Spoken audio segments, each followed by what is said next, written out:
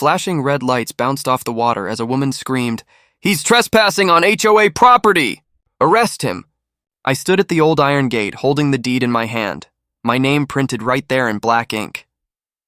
Behind me, the lake was calm and wide, the mountain wind carrying the smell of pine. It should have been peaceful, but instead, it felt like I'd stepped into a bad movie. 3 men in fake uniforms stood behind her, their hands resting on their belts like they were real cops. Their car even said HOA enforcement on the side, bold white letters trying way too hard to look official. I took a breath, trying not to laugh. "Ma'am," I said, "you're standing on federal property. This lake doesn't belong to your HOA, not for the last 20 years. She smirked, flipping her hair like I'd said something stupid. "Oh, please," she said. "You can't just buy our community lake. Who do you think you are?" I met her eyes, calm but cold. "The new owner," I said. Her smile vanished, and as she ordered her fake cops to arrest me, she had no idea, the man she was trying to kick off the land. Was the federal agent sent to expose everything her HOA had been hiding? One of the fake officers shifted awkwardly. Ma'am, maybe we should..." But Karen cut him off sharply. "Quiet! We're still calling 911, I couldn't help but chuckle. "Good idea," I said. "Let's call them together. I'd love for the real police to see this." For the first time, she looked uncertain. The wind blew across the lake, and everything fell quiet for a moment, because she didn't know it yet. But this wasn't just any lake. And I wasn't just some guy with a cabin. A few minutes later, the faint sound of sirens echoed from down the mountain road. Karen straightened up proudly, like she'd already won. "You're done now," she said smugly. "The real cops are coming. You'll be in handcuffs soon enough." I leaned against the gate, calm as ever. "You might want to stop talking before you dig yourself deeper," I said. "Oh, please," she laughed. "I've lived here for 20 years. The sheriff's a close friend." Right on cue, a real police cruiser pulled up. Flashing lights, official badges, the real deal. 2 deputies stepped out. The fake HOA officers suddenly found the ground very interesting. Karen rushed toward the deputies, waving her hands dramatically. "Officer, arrest that man. He's trying to take our community lake." The older deputy frowned. "Ma'am, calm down." "Who's our?" She pointed straight at me. "Him! He's building a fence to block HOA members from using the lake." The deputy turned toward me. "Sir, is that true?" I handed him the same folder Karen had tossed earlier. "No, officer. What I'm blocking is illegal access to federal property. This land is managed by the government, not the HOA." The younger deputy flipped through the papers and let out a small whistle. "He's not kidding, ma'am. This is signed by the Department of the Interior, dated last month." Karen blinked, her voice shaky. That can't be right. We've used this lake for years." "Our dogs swim here," the deputy sighed. "Doesn't matter, ma'am. If it's federal, HOA rules don't apply." The silence that followed was delicious. While everyone stood frozen, the younger deputy looked at the fake cops. "Hold up," he said. "What department are you guys from?" They hesitated. One mumbled, neighborhood security, but his badge glinted under the sun. Plastic. The deputy's expression changed immediately. "Those badges are counterfeit." "Step away from the vehicle." Karen's face went pale. "Wait, no! They're authorized!" "Authorized by who?" I asked quietly. She hesitated, panic creeping into her voice. "The HOA board," the deputy shook his head. "Ma'am, impersonating an officer is a felony. You might want to start explaining how your board hired them." Karen looked like she was about to faint as the fake officers were separated and questioned. The calm lake shimmered behind us, peaceful again, while her little empire began to fall apart. The older deputy turned to me. "You said you bought this property recently?" "Yes," I said. "It was listed as abandoned after a flood years ago. I bought it through a federal land recovery program." Karen spun around, desperate.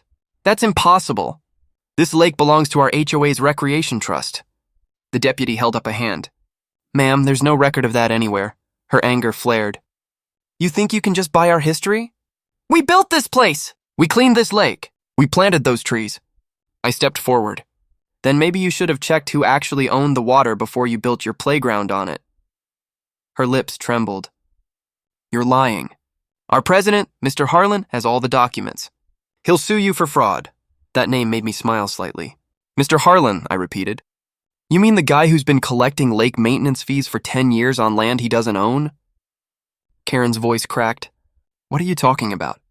I pulled up screenshots on my phone, emails, maps, waterway codes, all showing federal ownership and restricted zone markings. She stared at them, her confidence draining away. Where did you get those? I work with the Department of Federal Waterway Restoration, I said. This entire property is under my supervision. Every fake fee, every illegal rule, all recorded.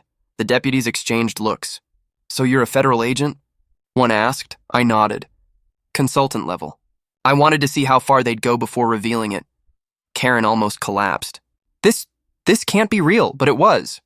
And when the radio on the deputy's shoulder crackled to confirm my credentials, her world fell apart completely. The fake HOA officers were already in handcuffs when a black SUV rolled up the dirt road. The government plates gleamed in the sunlight. Karen took a step back. Who are they? I folded my arms. The people who handle things when fake authority meets federal law. Two serious-looking agents stepped out. One of them, a tall woman with Federal Waterway Enforcement on her jacket. She nodded at me. Agent Lewis, we got your alert. Karen's mouth dropped open. Wait, he's an agent? Yes, ma'am, the woman said firmly. And you're standing in violation of Title 33, Section 9 of the U.S. Waterway Code, attempting to enforce private rules on federal land. Karen stammered. I didn't know. Our HOA president said, That's what they all say, the agent interrupted. We've been tracking your HOA for months. Fake citations, forged documents, impersonation. The agents found a folder in the fake officer's car labeled violation notices, all signed by Harlan. Karen's face went white. He told us it was all official. He said he had government approval. I gave a half smile. Guess you'll find out how official he really is when they knock on his door. Her voice trembled. Please, I didn't mean to. You didn't check, I said coldly. You let your pride and power blind you. You tried to arrest someone for standing on his own land. The agents began collecting evidence. One turned to me and said quietly, We'll need a full report, Agent Lewis. Headquarters has been waiting for this one. You'll have it tonight, I said. Including Harlan's offshore accounts and all those fake maintenance fees, Karen gasped. Offshore? What? Yeah, I said simply. He wasn't maintaining the lake. He was maintaining his secret life. Later that day, we paid a visit to Harlan's office, a fancy glass building filled with plaques and fake pride. He was mid-presentation when we walked in. His smile faded instantly. Agent Lewis, he said stiffly. What a surprise. I wasn't expecting federal involvement in such a local issue. Local? I held up a file. You've stolen over $200,000 in fake fees for a lake you didn't own. He started sweating. This is a misunderstanding. The agent beside me cut him off. No misunderstanding, Mr. Harlan. We traced the payments to your offshore account. Gasps filled the room. Homeowners stood recording on their phones as he tried to talk his way out of it. You can't prove anything, he yelled.